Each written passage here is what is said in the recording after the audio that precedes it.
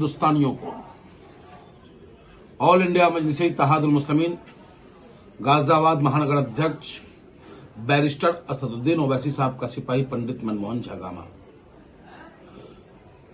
26 जनवरी गणतंत्र दिवस की दिल की गहराइयों से बहुत बहुत बधाई एवं शुभकामनाएं देता हूं।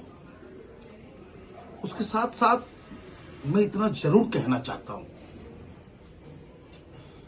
कि ये गणतंत्र दिवस क्यों हम मनाते हैं।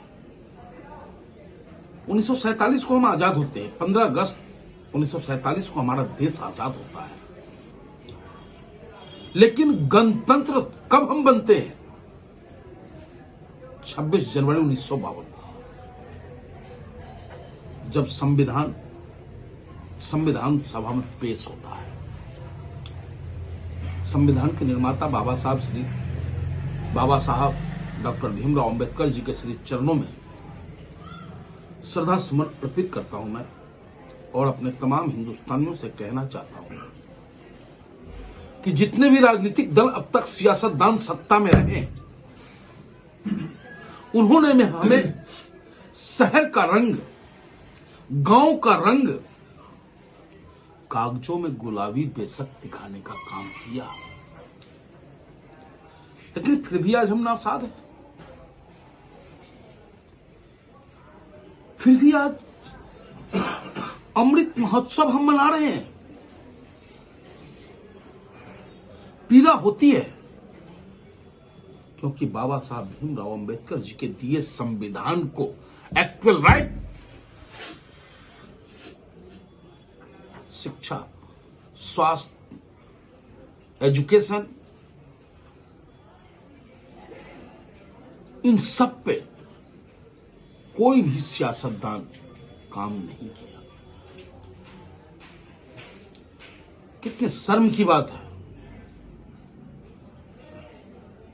इस तिरंगा को लाने में हमारे बुजुर्गों ने, हिंदू, मुसलमान, सिख, ईसाई ने जिसकी जितनी ताकत थी उस ताकत के साथ बलिदान दिया, तब कहीं जाकर के हमें तिरंगा प्राप्त हुआ। और उन बलिदानियों की सोच यही थी कि आज मैं कुर्बान होऊंगा, कल को देश आजाद होगा और मेरे देश के लोग निर्भय होकर तरक्की की राह पे चलेंगे और देश को मजबूत करेंगे। लेकिन आज हिंदुस्तान में क्या हो रहा है? देश का अन्नदाता सड़कों पे, बिल्डर खेतों पे, छात्र अथक मेहनत और प्रयास कर शिक्षा ग्रहण करता है और एग्जाम देने जाता है तो पेपर लीक। हमारी मां बहनें कहते हैं इस धरती झांसी की रानी की, फातिमा की है।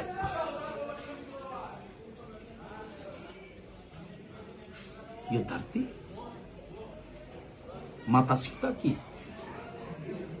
लेकिन कोई ऐसा दिन नहीं होता मेरे यारों